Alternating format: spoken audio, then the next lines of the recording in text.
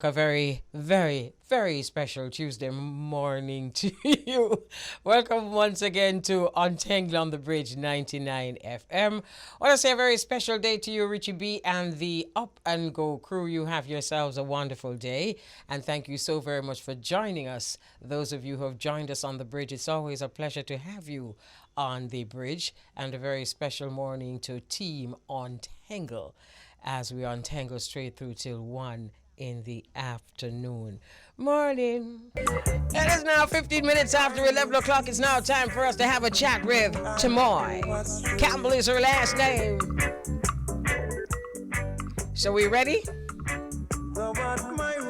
Morning, Tamoy. Good morning, Mama Elise. Good morning to all your listeners. Good morning. How are you? I'm good, thank you. How are you? I'm very good, thanks. And it's a pleasure to have you here on the Untangle on the Bridge. So, I'm reading a lot of things about you. So we need to start from the very top and then take it from there. So tell us a little bit of the early days of who Tamoy is, your community, that kind of thing. Okay, no problem. Well, I grew up in Dehaney Park, specifically Corville Gardens.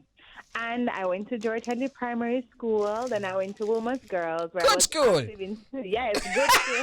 I got quite a gift. Big up all the little Marians listening, Mama Elise.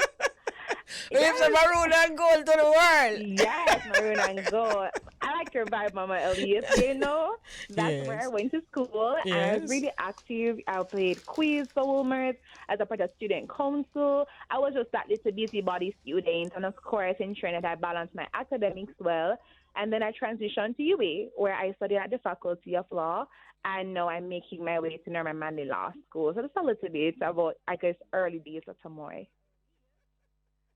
Okay, so we're going to get back to the law thing, but let us take the journey. The journey where you became the representative for the Miss Kingston and St. Andrew Festival Queen.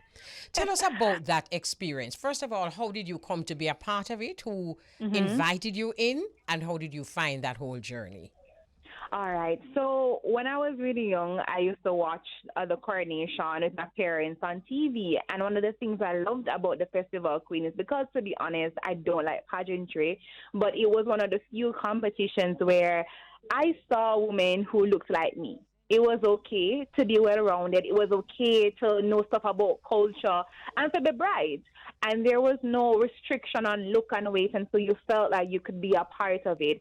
And so from a very young age, I often said that if I was supposed to do any sort of external competitions like this where I'd represent Jamaica, this would definitely be it. And of course, you grow up and you see Crystal and the Michelle Thomases and all of these amazing women doing it. And what I love about them is that I saw a little bit of Tamoy in them. Right. Them can talk, and me don't talk.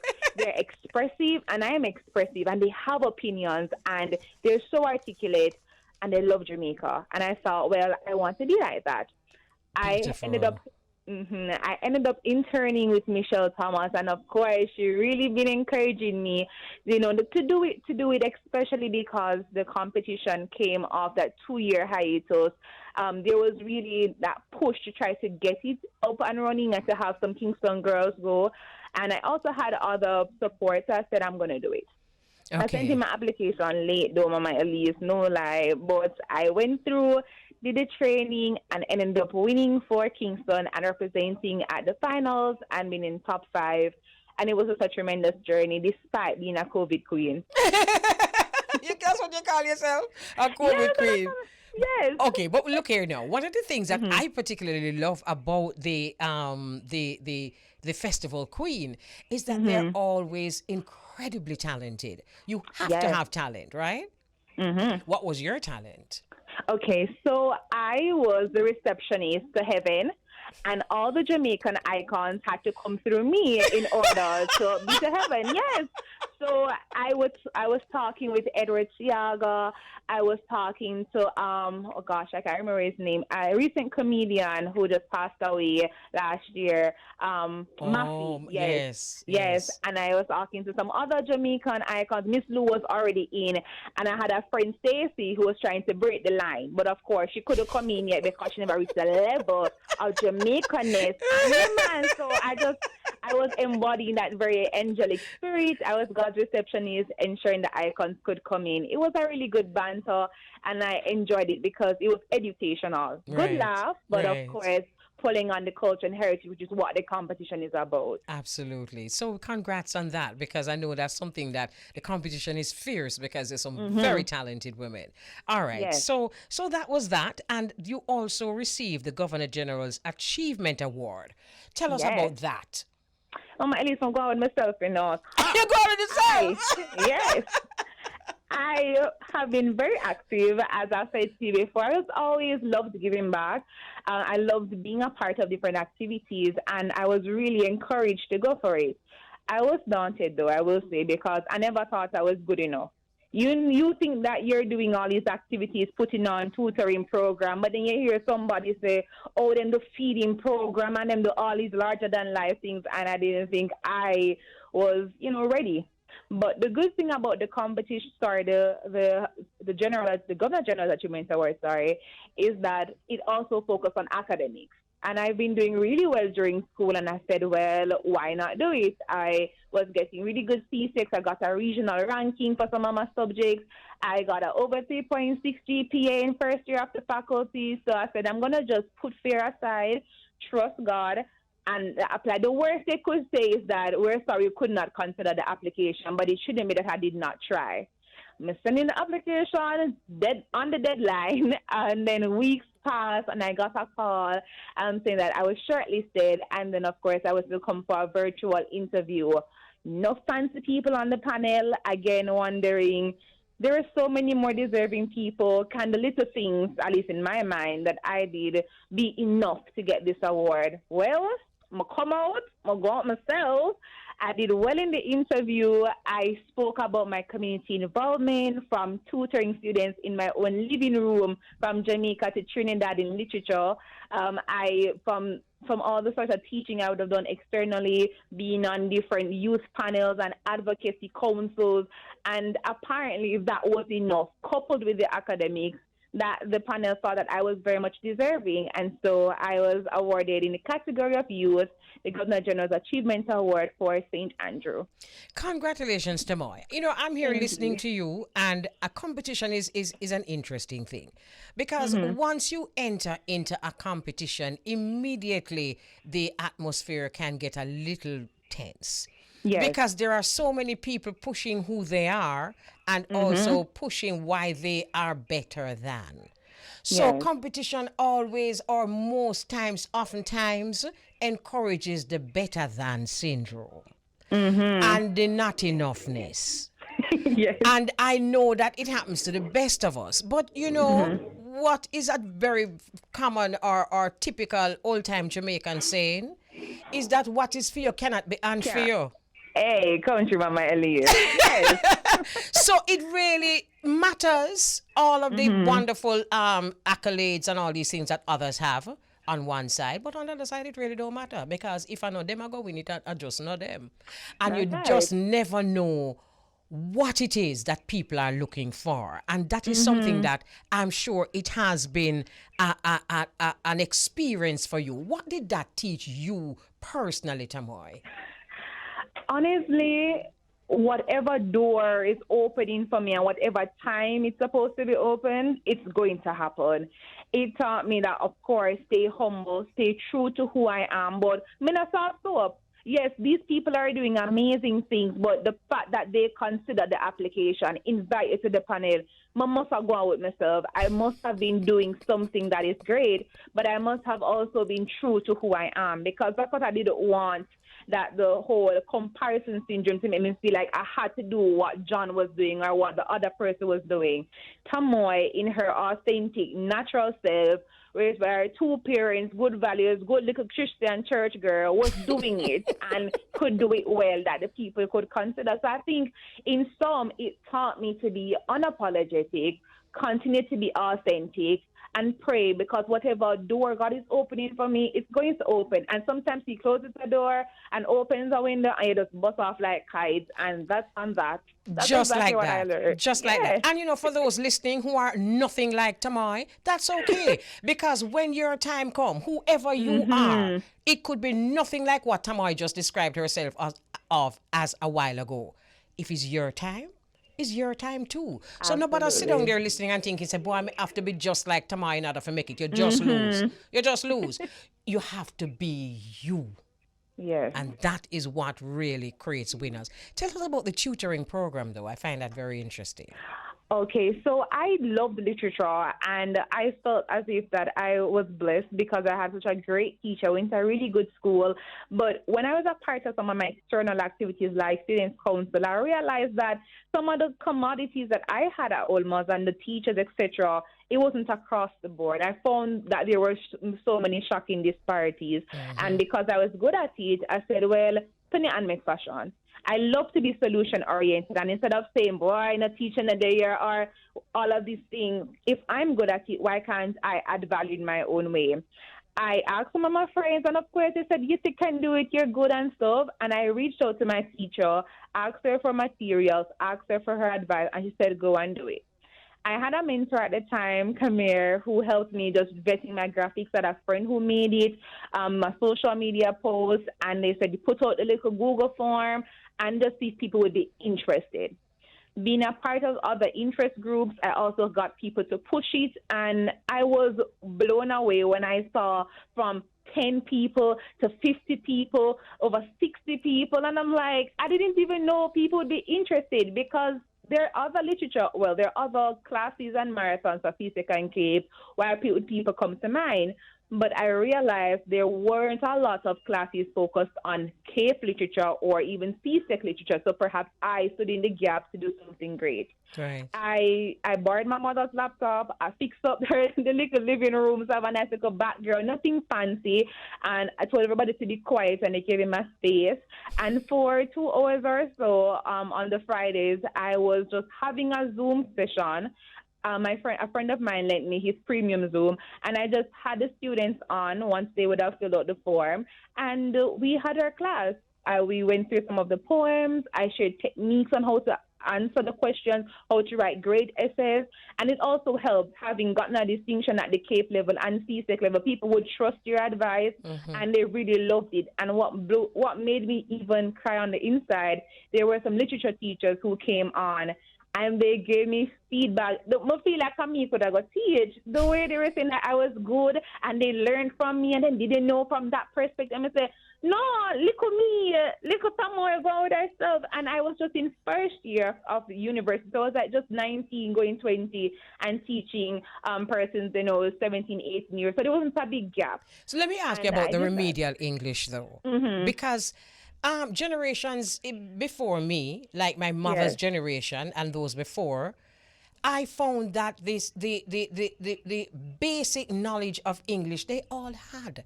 They understood grammar. They understood where to place nouns and verbs. They got that. Yes. This generation, not so much. And I'm finding that even people who attend university, when I read their writing or when I hear them talk, it is not the best. And even people who have doctorates and masters and all these wonderful things, their English sometimes is atrocious. So my question to you would be, how did you find teaching remedial English? And do you find that a lot of people or a cross-section of people came to your remedial English lessons? Okay. So to answer the latter first, yes. And that was what surprised me, because I often thought, well, everybody has to do English throughout primary school and high school. I didn't think a lot of people need to come for any extra brushing up.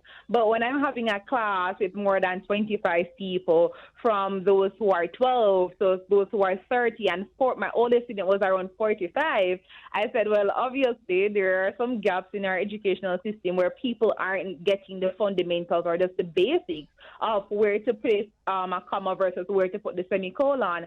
And so when I was in second year, I realized that, of course, an opportunity was coming up to collaborate with the counselor in my division. And so I said I could teach the English classes. I taught it over Edith Dalton, which was still in the community, very central, and I had a lot of students from Edith and some other students from around different communities.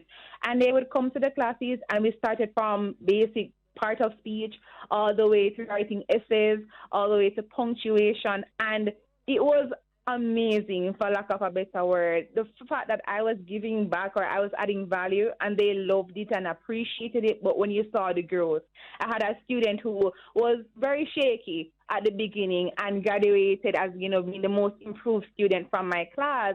That blows me away. I'm in the supermarket and I'll see one of them and they come and hug me up and say, Miss, I remember you. And one of them now continuing on their studies.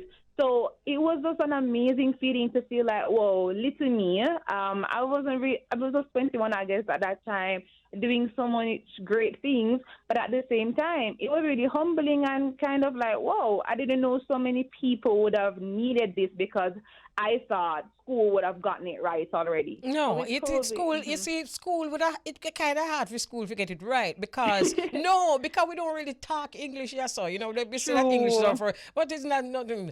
Patois is our first language, and we verse on that, and it shows up at the highest level of education here in Jamaica. I have noticed it, and I have heard the poor grammar from every level of society, and therefore what that really is about being versed in speaking the language. Yes. Anyway, so I'm reading. Tamoy is also an experienced writer who values fact-based research, junior policy analyst for a senator, national youth parliamentarian, all of which gives her the opportunity to delve further into law. So you have delved very far into law. Did you always want to do law? Oh yes, Mama Elise. You know the traditional thing. You love chat, you could be lawyer. So yes, I fell into that category of people. It's true. But I knew that law was on the top three. Even if it wasn't number one, it was on the top three of things I wanted to do. And I think it's because I read very widely. And so people like the Martin Luther Kings and the Mandelas, the Steve Bikos were really good inspiration for me to grow up on. And my parents actively, allowed me to just explore and read things. So when people outside I play, I'm out in here reading about apartheid and civil rights movement and all that good stuff. So when I saw how law, which is supposed to be an institution to help and empower, was also hurting and disenfranchising people, it piqued my interest. Then I saw how law could also be a stepping stone to give people power to do the things that they wanted and protect the most vulnerable. I wanted to be in this space. And I know it may sound away, but law gives me the power to do the things that I want to do to shape the world that I want to live in and my children and future generations want to live in. And I don't think that's a bad thing. I don't so no way at all. It just means to me that you are empowered and that you are putting your what where your mouth is. Know, but when we talk about right. Okay, we're going to wind up. But you spoke about law and you did say that, and it's so true, from your talk plenty, I must lie you go do. But there is something else that them say too. From your love argue, you chat plenty, and most politician you want to turn. Oh, yeah. So let me ask you this then. Does the fact that you do law, are we going to see Tamoy the politician anytime soon? Whatever God wants for me, I would say that's going to happen. That sounds like yes. It's a strong yes. I mean, people call me Attorney General from I was as young as ever. People say I'm going to be them MP or stuff like that. I think people see it in me. I see it in myself. But I just want to be a little more grounded first before I delve into just that deeper level of in the public space and stuff. But I do think it's on the agenda. I love that. And what I actually love is not just the fact that you do law, because, but what I actually love is the fact that you've done law And then and you have so many goals for your own people. You mentioned people power. You mentioned trying to change the status quo. Things like that that's the kind of person we really want to enter politics, and not just somebody who has done law. We have enough people who have done law who enter politics and they've done nothing else after that. You understand what I'm saying to you? Yes. So it's a little more than just done law. So I'm rooting for you because you're a people person. Thank you, Mama Elise. I really appreciate it. And I just try my absolute best, because I think what people need at the end of the day is people to just be real human beings. Yes. Being empathetic, being respectful. The education is important, but how do I relate to the educated and the not so educated? That can be taught in class. And I'm grateful that my family values and my faith in God shapes me to be a woman that can just be a regular person. She's a work in progress, but I'm very a regular well said. person. Very, very well said. And I think you're representing a wide cross-section of Jamaican women. Tamoy, continue to, yes, man, continue to represent. Continue to represent fearlessly. Thank you, Mama Elise. You're most welcome. Have yourself a wonderful day. Have yourself a wonderful career. Have yourself a wonderful life. Oh, thank you so much, Mama Elise. It's a pleasure being here. Big up your nice clean self and all of your listeners. Okay, we'll do. They just heard. Some of them anyway. And the rest will be told. Alrighty. All right, my darling. Have a wonderful day. Thank you. Wonderful, beautiful. It's wonderful talking to these Jamaican people from all walks of life. Tamoy just won our hearts a while ago. Continue to be Tamoy. So we're going to take a break. We soon come. So we want to say good afternoon to Rory Stone Love. Look, can I just say something? Me see a while ago a smash van in my head, but here when you're me, I really love to see now. Me, I love to see a picture with you a van. Because you got it.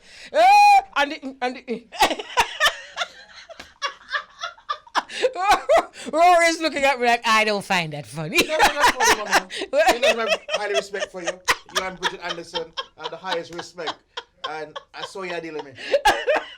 All right, cool. No, Don't well me. I'm not only just my friend, but I'm a sister friend where you just call Bridget Anderson. Yeah, God bless Bridget You know much time Bridget called me and said to me, say, boy, me I tell you, say, Rory, I keep up a piece of arm juice on the bridge. Nice, though, you know, Mama. If what? You smell nice. What? You smell nice. I smell nice? Ooh, gosh. Oh, nice. 10 years young. Rory, you know you have a thing with smell. You have a thing with smell, you know. I like people smell bad. Oh, God, Rory. Okay, I got you. I was on a flight coming back from Baltimore on Sunday. Yeah. And this person think. Rory, that's so I unkind. had to put the air in a place for think. Frozen. In a part of frozen. No, Rory is so unkind. But anyway, speaking of unkind, I need that picture. Whenever I'm down, I just scroll and just look and see Vaughn and Rory. So how do you keep so beautiful though? I mean, how do you do it? The music. The music. Of course. What skank tune that make you feel beautiful? No. No, Rory, bye. No, you give Rory mic for me. You really giving Rory mic. Come, give Rory mic. Which one? Two? What Rory talk? Yes, it's make my own microphone. I don't want mic. Not the microphone. You don't want mic. You're not talking a mic. So you know, Mama Kelly, but I'm gonna have 2 albums for you shortly. Not right now. Nice. And you're gonna love them. And when I give them to you, you will be even more beautiful. I believe you. No, I believe you. No, Rory is a brilliant producer, and he's my kind of producer. Thank you. Who want to produce King though, you know? No, probably you should. You know, I realized though, like I was talking to Mikey Bennett last night on the phone. Yeah. And we're talking about the young artist them. And he goes, boy, who's gonna be the next person for close to show them? And we're there talking, discussing the thing, and I said, but Mikey, as bad as things is, when you hear Skeng tune them, you believe them. Can I say something to you, Rory? And I'm very serious about this. people like yourself and Mikey Bennett need to go for a skeng. Because you see, skeng would, I think we're underrating some of these kids. Nah, the man thing, you can believe it. You believe, even as graphic as they are, you can believe when I say you believe. Come on, deeper. Good. When deeper saying, should I have faith in you? And Yes, that, yes, you yes. believe, Feel you it. believe it. Yes, yes. You feel me, sister? Can I say something? Sure, you can. And I'm good looking. Yes, you are. Ono can actually bring out some things in these artists that they didn't know they had in them. You know, though. Yeah, but I have seen you do that with Samurai, so I don't see why you couldn't do it with us. no, I'm gonna link himself. Skeng is extremely talented. Yeah, man. All them need is just a difference, just a different perspective. That's all. And I know we have it in you like that. So Yes. do your thing. And when I'm you're gonna ready, leave it now because I don't want to take over your show. And then next thing you say is it's a Rory Stone Love show at this hour. hear what I would love for you to do, though. Yes, darling. Give me those 2 CDs. You know, They're just been mastered right now, and I'm Okay. gonna give them to you and Richie B. brilliant Because producer. Richie B is afraid of me right now. I'm very violent towards him, so I'm bringing peace to Richie B. See, sister? Troublemaker. And, Troublemaker Rory Stone Love. Brilliant and producer. you really smell good and look good. Thank and if you I was again. 10 years younger, you don't know, so I left it a long time. Thank you very much. Bless up Troublemaker. Jamaica. Thank you very much. That's Rory. That's Rory. Good afternoon, Beauregard. Good afternoon, Mama Kelly. How are you doing? I am doing very well. How are you? I'm great. Lovely song. That Beautiful. Bojo Banton. Beautiful song. Wonderful. I started on this side with a Fab Five asking for love. Just sending some love out to everybody out there and asking for love as well. And Fab Five is coming to town this Sunday. They're going to be here for the Tri-State Family Fun Fest, the 23rd edition, all courtesy of Meriton Family. And it's going to be something big. It's going to be something great. They're going to be performing. It's a park festival also in celebration of Jamaica's 60th independence. So it's going to be something great. Have you ever been to a Meriton session? Yes, I have. Have you not been absolutely impressed when Meriton used to select? Have you not been totally impressed with the way he selects? That man can run from a dancehall tune, just let's us say, to a soul tune, from a soul tune to a calypso tune seamlessly. Yes, indeed. True indeed. Amazing selector. Me never see you like this yet. Me never see the studio like this. You give me little more view, man. Nice. Oh, yeah, some more. Okay. Yeah, me I see more, which is right. Yes, that's good. That's good. So me I see the Jamaican colors in the studio and all these things. Yes. Nice, beautiful. Yeah, man. How was your weekend? Speaking of Jamaican Very colors, nice. how was your week? Very nice. Mr. Beauregard, we have a piece of celebration here in Jamaica for the 60th anniversary. Nice. Not telling a lie. Stadium ram over ram. Me hear about it. You hear about it. All right. Yes, man. Well, I saw. Well. Let's start with the first thing that I saw you post on social media, which was the 50th anniversary of the Harder They Come. How was that? That was excellent. Vaughn, I sent some pictures to Vaughn on his phone. So we can look at a few of those pictures. But trust me, now I understand why Justine wanted us to actually come to the exhibition before we had the interview. I was rushing it because we wanted to have it before the 60th anniversary of Jamaica, right? But no, and I'm glad I did. But now that I have gone, I am telling you, it is amazing. Here is I don't remember what you call it, but it's a book with all the pictures. And they have poets, so there's poetry on exhibition, there are pictures on exhibition, and the artists that were chosen are just absolutely brilliant. That, my dear, is an original independent. This is not part of the celebration. This is my friend them asking me all over the weekend. Me say over the weekend everybody just show up them age. If me remember, no, this is part of the celebration now.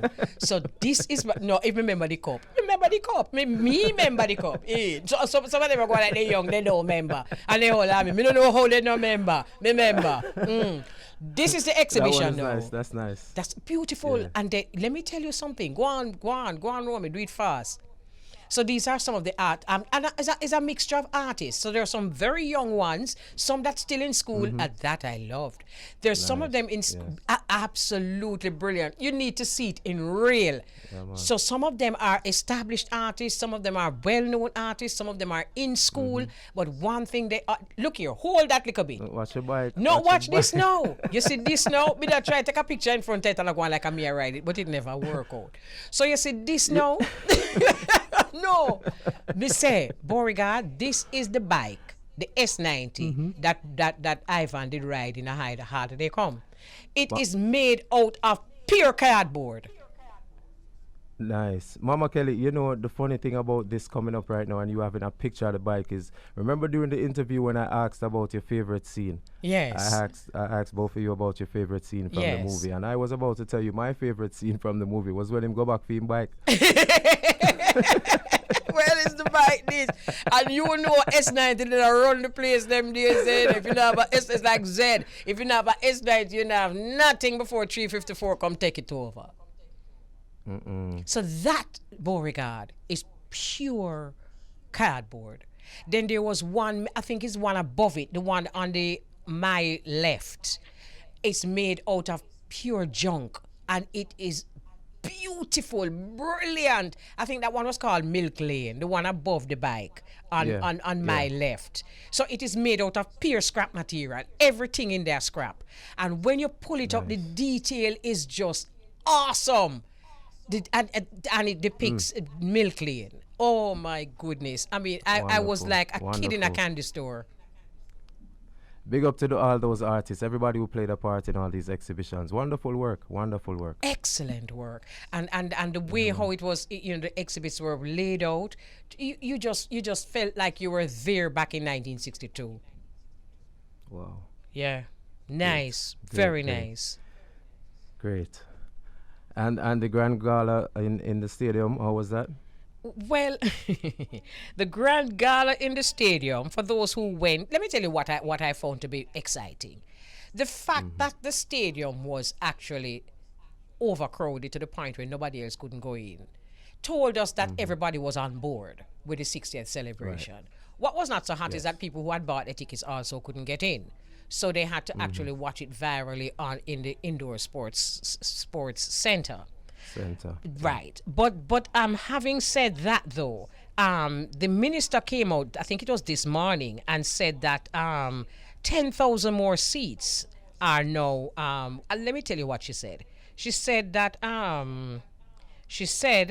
Minister Grange, in noting that persons had to be turned away from the venue due to a lack of space, said that there are plans to add 10,000 seats to the National Stadium as part of Jamaica's 60 Legacy Project. So we're holding her to that. And it is very clear that we have outgrown in terms of capacity the National Stadium. So we do need more seats.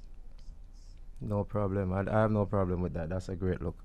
It is. That's a very good thing. It is. And congratulations also to Mr. Derek Morgan and Sanchez. Mr. Kevin Jackson Sanchez. Yes. They were honored. That was a good look. You know, congratulations to both of them. Absolutely. So, you see, let me tell you, I was watching it out virally. Let me tell you something. You see, as long as Jamaican people are happy, me happy.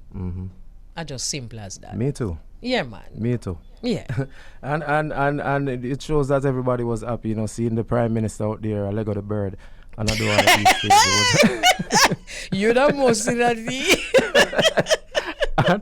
And Olivia Babsy Granger also, she hold on herself too, so we have to big her up too. You never see the dancing where she put in the ass.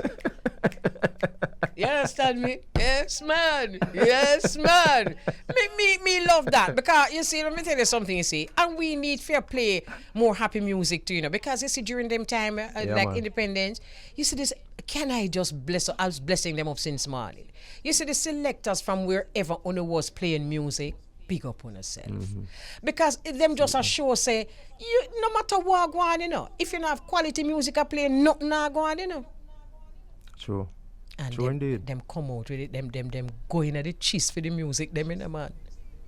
You know the party can't go on without the selector, them, Mama Kelly. See him, Time so to it go. tell them, you know. See him, so it go. Tell them again. You tell them again. Well, on this side, Mama Kelly, we also had a big festive weekend. On Friday, I celebrated my birthday along with my son. Well, my birthday isn't until tomorrow, but it was an early celebration. And, I had a barbecue that was a good vibes and energy. Thanks to everybody that came out and showed the love and support.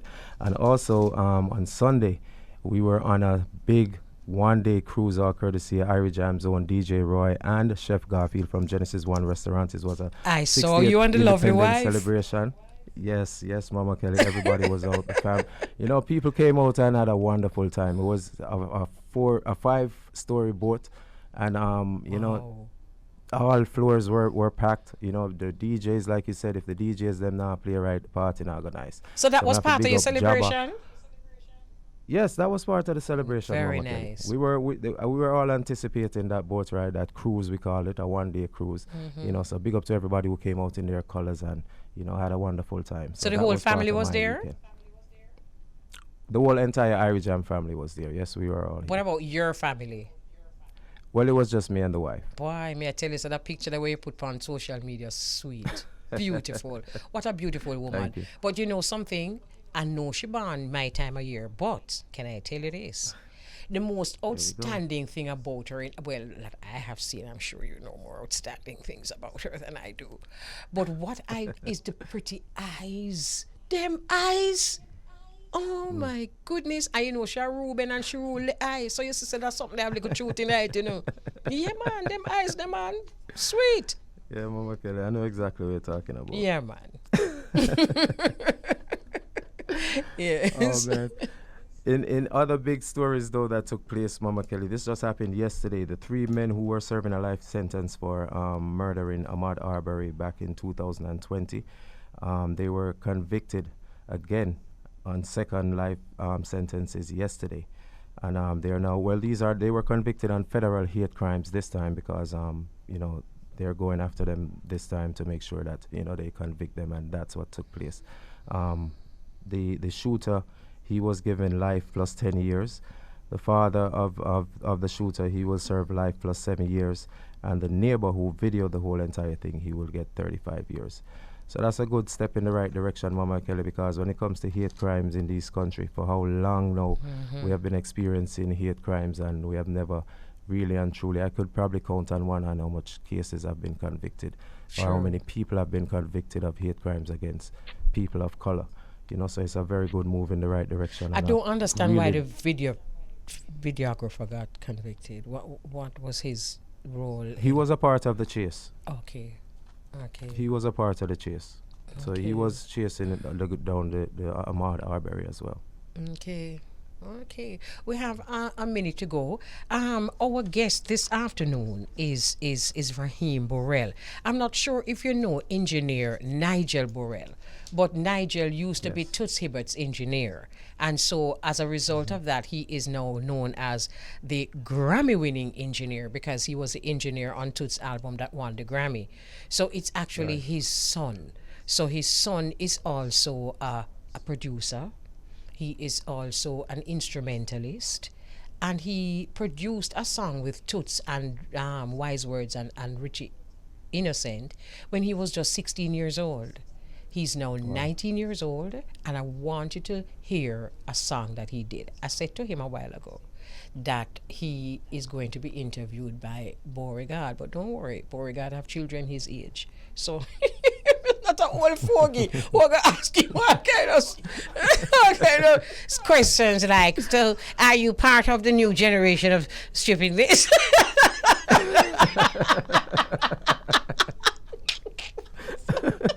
Not like that. Not like that, Milky Lion. Not like that. So, not like that. So we're going to take a break, and then we come back. We can talk to him. All right. So we have live inside the studio Raheem, and I'm just getting a bio, or I'm just realizing that I have a bio here from Rollo. So Rollo, I'm just reading your bio. I'm going to send it to Vaughn, and he is going to forward it to Beauregard. So hold on a minute now. So I'm going to forward a bio to you, Vaughn. That's Ragga Jahmari's bio, and you can forward it to to Beauregard. So here we go. Why the camera is hopping to my morning like that? No, I mean this afternoon. Oi, oi, oi. Thank you. Okay, so this is the young man Beauregard. His name is Raheem, but he calls himself Ragga Jahmari, and he is the son of. Come show up your face. He's the son of Greetings. Grammy-winning. That's Beauregard talking to you. Greetings. All right. Him Bless look a up, bit brother. shy, but you don't know. Don't worry about that. Come show your face. This is his dad. Nigel, and he used to be what? Go over some more. Go beside you. There you go. Stoop down a little bit. Bend over. Greetings. so he used to be Toots Hibbert's engineer in studio. Greetings, and Nigel. yeah. All right. So this is his son, his young son. So, Raheem, you have brothers and sisters? Yes, I have How a many? sister. You have, I have two sisters. Oh, you have to. Johnny Burrell and Richie Burrell. So you're the only boy? Yeah. So you're spoiled? No, man. You're not, but you enjoy having just two sisters. Yeah. All right. So how did you grow up, as a younger person? Because you're 19 now. Yeah. So how were you raised within the music particularly, but otherwise too? Well, I was growing up as a toddler to love music. I would always want to go to the studio with my father. Sometimes he would say no and I would cry. So that was part of I would say, a part of my experience in the music. So I would start from there, and then in grade 6 I would, not grade 6, grade 1. At the age of 6, I started going into the band at Dunrobin Prep. Oh, Yeah. So that's where you actually started with music, Mm-hmm. because your father wouldn't carry you go to the studio when you ask him. So that's your half a ball. Talk the truth. So Beauregard is in New York. He's on Irie Jam Radio, and he has a question also, or more than one question for you. So go ahead, he's listening. Yeah, man. Bless up yourself, Raheem. You Bless sound up low. yourself. Okay, go ahead. Bless Yeah. up, bless up yourself, Raheem, and welcome to the platform. Thank you for having me. Respect. And tell me, what was it about the music that made you start to gravitate to it at an early age? Well, I believe it's the consciousness of any song I would hear, because we were accustomed to hearing conscious music and believing in what the message was being said, and the love for it also. Okay. So you grew up in an environment where you always heard conscious music. Where was it that you heard it? At home? Also, I heard it at home. Also, when I went to the studio with my father. Also at school, because we're always playing some Bob Marley songs and Toots Hibbert songs and Jimmy Cliff. So we were accustomed to knowing those songs. I hear you. So in school, you say you were hearing those songs. I know you probably had a little Walkman or CD player for your age, or something like that. Well, I don't know what device you were using, or a phone or something like that. But were you one of those students in school where you bang on the desk and also making beats in your head? Yes, man. I always have to beating on the decks. If I didn't have my conga drum, I always beat the decks to start devotion, or just while I vibe with the whole class. Oh, so you were the musician in the class? Yeah. So you had your Congo drum for yourself? Yeah, I always had it. Oh, okay. But Nice, you play nice. other instruments too? Yeah, I play the bass and the piano. Who taught you? Well, I was self-taught, but my father assisted me in developing the talent. So I believe that once you are self-taught, you're not limited to what persons have taught you, like a music instructor. So your horizon is more broad in creating a good rhythm. Very good. Yep. What would you say make a good rhythm? When you talk about a good rhythm, what are some of the elements of a good rhythm?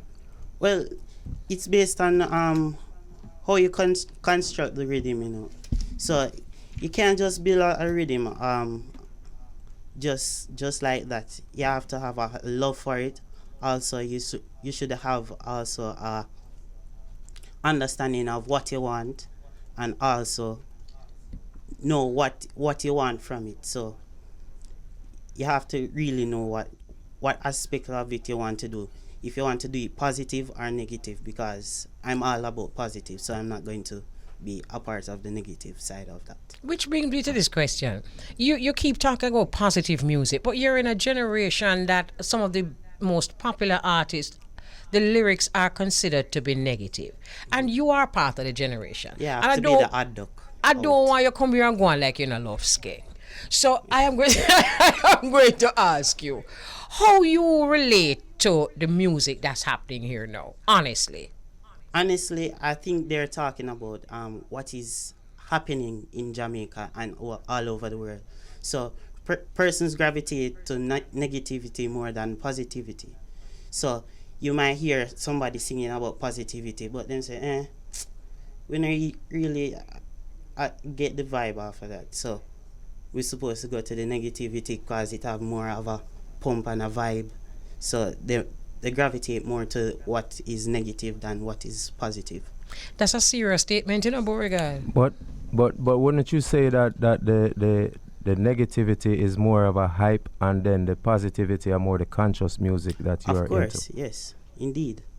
But you know something, Beauregard, if we're going to be honest about life, young people gravitate to the hype.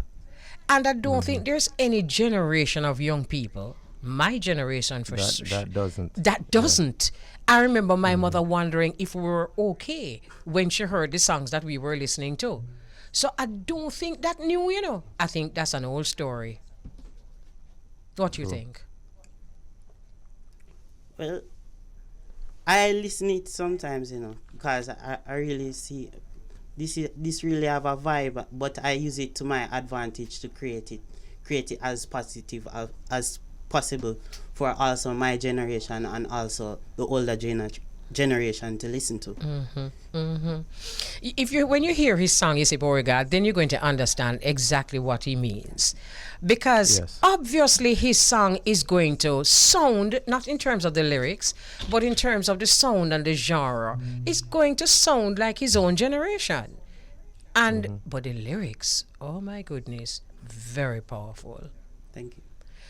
So let me ask you this now. So you produce as well as you play instruments. So you are into music and you feel it, you produce it, you sing it.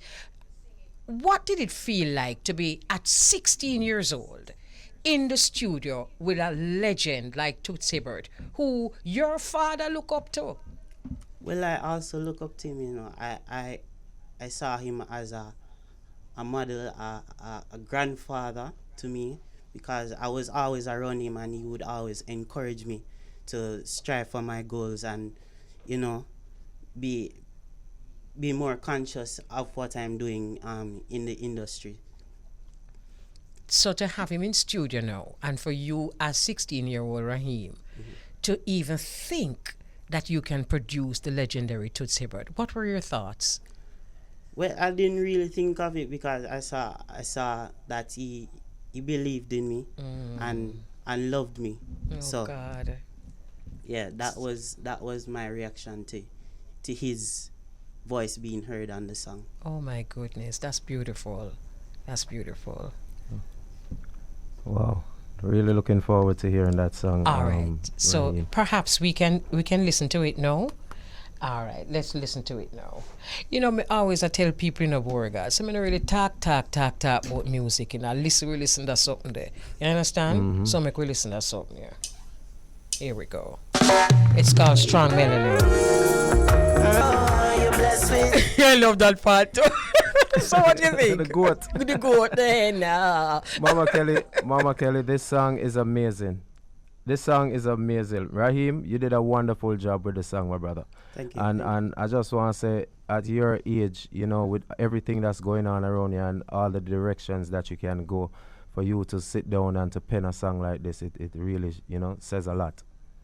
I agree 100%. What inspired this song? Well, inspired the song, I think it was because I learned it in history class at Meadowbrook High School. So my teacher, Miss Brown, would teach me the stuff of what happened in those days, what would happen to the slaves, what would happen to our ancestors, and I would apply it to my knowledge of what would happen and apply it to the song. So that inspired me to create the song and bring awareness, educate, bring awareness to our ancestors and what they fought for us. Brilliant. You know, every You know, generation. I really respect. Go ahead. Go ahead, Mama Kelly. No, you go ahead. No, I said I really respect the topic in, that he chose to take on in this song, in terms of slavery and bringing awareness to the youths, people of his age group, his generation, making them aware of their history. A lot of them in this day and age, they're not really, focused on anything about their ancestry or anything like that, So it's good for you to now come and take in this route in trying to, teach them and send the message on to them. I agree. What do you have to say about that? But you know something else too, Raheem. Oftentimes we say, okay, this generation, them not listening, them not cultural, them not doing the things that you are doing. And then up come we know I sing some song for them and they really don't care. Right? so it is very important. And we were just the same. I mean, my mother friend couldn't come so she sing song for we for make we change. So at the end of the day, it is very important for you to sing for your own generation. Do you think that your generation, it might be that general question, but do you think you will get the kind of love that you deserve from a song like this from your generation? Well, it's all about strategy with what I'm singing. So I sing it a specific way to make them gravitate to it. So I might sing it like everybody, but I'm going to sing it like what my generation would appeal to, and then make them see if they would like it, and then continue there. That's exactly what I'm talking about. And I'd also like to tell him at the same time, Mama Kelly, you can't please everybody at the same time. While you want to sing for your generation, you also just have to do good music. Right. In terms of, just put out great music and that's it. It will go across all generations. If you try to just focus on pleasing your generation, you might put too much pressure on yourself, my brother. That's so just put out good music. So true. And that's it. Absolutely. I understand the fact that you want to please your generation because you're actually going out there on their behalf. But I understand what Beauregard is saying. And the reality, too, is that every generation has a certain amount of people who like a certain kind of song and a certain another type of person who likes another kind of song. So there's nothing new. That's true. Nothing new. So, but as Beauregard says, you want to be accepted among your peers. But what is even more important is that you represent the music well. All right? So we're going to take a break and then we're going to come back and we're going to continue this conversation. We have inside of our studio Raheem Burrell, and his stage name is Ragga Jahmari, and he is the son of the Grammy-winning engineer Nigel Burrell. First of all, Nigel, let me just use the opportunity to say congrats on the fact that you are now a Grammy-winning engineer. Talk a little bit about that, and then we're going to talk to you about Raheem. A little bit about Grammy. Well, I'm 6-time nominee, won twice. Really? Yeah. Okay. Which were the two? 2004, Toots and the Metals. Toots again. Oh yes. So long you working with Toots? I've been an engineer for next year. I'll be 30 years. Wow. Great. So he's the dad, Beauregard. This is Raheem's dad. My question, is he hearing me? Yes, yeah, I'm hearing you. Yes, my question to you, Mr. Burrell, how did you meet Toots? I was working at Honka, and he was a client there. I was booked on his sessions, and then we become friends. From that, it was history, yeah. So I encouraged him to build a studio, and then I moved on from Honka to work for him full time.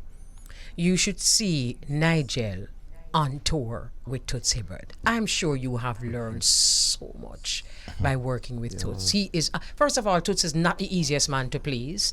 And for Nigel to be working with Toots for so long speaks volumes about Nigel and his ability. Right, true indeed. What were some of your basic jobs working with Toots? What was your main things that you did for Toots? In studio? Yes. Well, in studio, I'm everything for Toots. Engineer, producer, drum tech, guitar tech, everything. Yeah. And on tour? On tour is the same. I am the front of house. I am the stage manager. I am monitor engineer. I'm a backline person. The whole works. Congrats again, yeah, man. Congrats. Yes, congrats. For real. Yeah, let's talk about Raheem, because this is second generation of music. What it is about your son that intrigues you, what it is about him that inspires you, and what is it that you love most about his ability? His ability. He's just natural. He will just take the bass and play it. No one has to teach him. The keyboard, he just plays. No one teach him about that. And it just goes on from there. He engineers just like me. I have nothing else to say. You're just impressed by him. And he doesn't need any... yeah, go ahead. No, I'm going to say, now that we have both of them here, why didn't you want to take him to the studio when he was younger? No, I've been taking Rhyme to the studio from... He was 1+. 1+, he started to go to the studio. But on off days that I didn't want to take him, he would cry and tell his mommy, "It's your fault." Throw away the feeding. He would fling with the bottle. Him get so accustomed to it. Like, anytime daddy I go studio, him gone, he knows him a go out. Him a go have fun. Yeah, man. No food, nothing. So he spoke very, very, very in glowing terms about Toots. He said that he wasn't afraid to do anything with Toots because he knows that Toots loves him. Yeah, because he was around Toots from baby stage. Yeah, so Toots would always encourage him and take him anywhere he was going. So. Wow, you're a lucky young man to have a grandfather like Toots. What's some of the advice that you give to Raheem in terms of him doing his work now that he's taking on the producing role? Stay focused on practice. That's the main one. One of the good things that I want to talk about Raheem is that although he spends so much time around the music, let me ask you this, Raheem. You clearly have gotten time or have taken time to do your studies because you are entering university this year. Talk about how you manage your time. Well, I would say I would do the engineering and my creations at night time, and then balance what I would do in the morning with my studies and everything.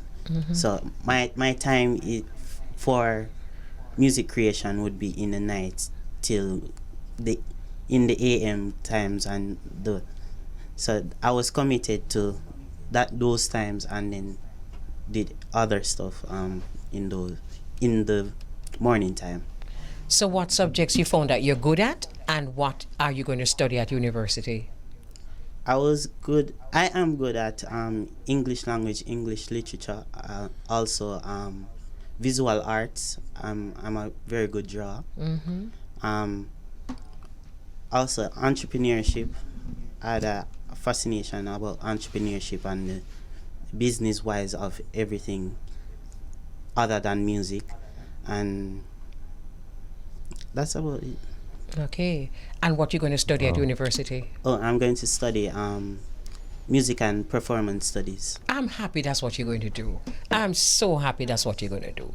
Because you're going to go study, me don't even know what, and never ever use it up. Knowing these kids, them going to study all these wonderful things and go right back in their studio. So now that your debut single is out, Strong Melanin, what's the feedback that you have been getting? Well, I'm getting a lot of love from family, friends, also new supporters. So I'm getting a lot of positive and constructive criticism and feedback from them. Mm-hmm. And do you intend to take this serious? You intend to produce more songs that you do and actually have a career? Yeah, definitely. What you doing to ensure that? Well, mostly putting in work from now and don't wait, because time waits on no man. Mm-hmm. You're at a perfect age. Go ahead. Right. Anyone that you're looking forward to working with? Any artists? Any other? Well, I would love to work with Chronic's protege, Lila Ike. Also Bear Salmon, because we can't forget the veterans. So I would love to work with some of the veterans and some of the... Wow, that question put a big smile on Raheem's face. Like you're really looking forward to that. It shows that it looks like him have some idea put on already. Yes, I think so too. I think so too. Like a bulb just went off in his head. Like, yeah, man, we're ready for them thing. Face light up a while ago. Good. So you're really interested in working with the young people that are doing well. Yeah. But you mentioned that you were going to be your strongest subjects would be literature and that kind of thing. Yeah. So does that obviously help with your writing? Because your writing is good. It stands out. Definitely. Because my English language teacher would always say I write good stories, so apply that knowledge to what I'm writing. Okay, all right. So this is just about it. Any other questions, Beauregard? Where can people go to find your music and also follow you on any social media platform? Well, you can follow me on Instagram at Ragga Jahmari, also on TikTok at Ragga Jahmari, and also Facebook at Raheem Burrell.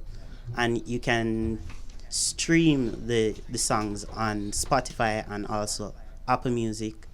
Also, you can get it on Audiomack to listen.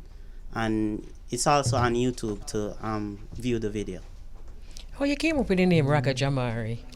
Ragga Jahmari, my father was calling me Ragga as my nickname from a very young age, and I used Ragga as a way of expressing my musical side, meaning my instruments and the rhythms that I create, I use in the production of my rhythms. Jahmari was my middle name. Okay. So I use that to enlighten my lyrical side. Mm-hmm. Wonderful. You know, earlier this afternoon, Rory Stone Love was inside of the studio. So he was saying he has some CDs for us. And jokingly he said, "Oh, Mama Kelly, feel like, say, we could have produced Skeng." And, I was saying to him that we need people like yourself and Mikey Bennett, seriously, to produce people like Skeng. And I think he would really appreciate that. I agree, Mama Kelly. The man that know about music, Rory Stone Love is a master at what he does. He's been producing music for a very long time. Mm-hmm. And, for him to really and truly take some young artists and, I'm sure he would do a very good job with them. I think so too. If a producer listening to us here now with this conversation approached you and said, Ragga, can I produce you? How you think? I know it depends on which producer it is, but tell me how that would make you feel. How would you respond to that? I would say that they saw a talent in me to even consider using me as an artist and also as a composer, because I can't leave out what I knew before even creating lyrics. Mm-hmm. So you'd be happy for that opportunity? I would be very happy. Okay, final words. Well, Raheem, bless up yourself. Ragga, bless up yourself same way. Congratulations on the new song, and we're looking forward to playing it here on Irish Jam Radio and also on the Bridge 99 FM. And we wish you all the best, my brother, and continue to do the great work. Thank you. Same to you. All right. So we have a comment from Matria. Matria simply says, "You're a nice youth."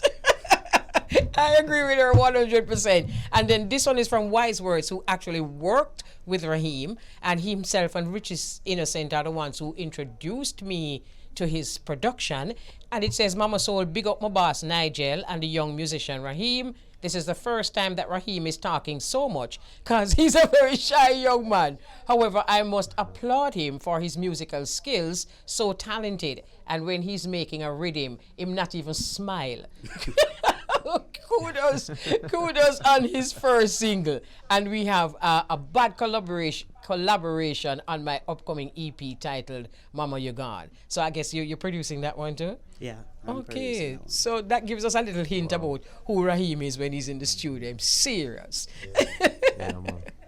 All right. Once again, nice talking to you. And we're definitely going to be giving you the support, not just because you're Nigel's son, or not because you're Nigel's son, but actually because of the quality, music. absolutely, that you have produced. Continue to do that. Do well in school next year. Continue to rise and continue to bring something to the table. It's wonderful to have young people who are go-getters, doing the thing, excelling in the thing, bringing something to our Jamaican music. We need to know. Yeah. Thank you. Substance. Okay. All right. So that's it. All right, Mama Kelly, it was wonderful. We'll do this again on Thursday. Bless up yourself until then. And to Jamaica, you all stay safe and continue to enjoy the independence. Thank you very much. And bless up your listeners. Bless up your listeners every time. All right, take care. All right, so it's now 12:56 and a half. Nikki Z is here. Just push the door. Bless up yourself, Nikki. So just want to say thank you very much to all those who were here, who, the interview. Bless up Tamoy Campbell. She did a wonderful interview with us. Bless up yourself. And also just bless up the team and bless up the Untengle team. Bless up the Irie Jam radio listeners. And we're actually going to sign out with Raheem's new song, and it's called Strong Melanin. So this is how we say so long. So we do it again on Thursday, most high willing. Bless upon yourself.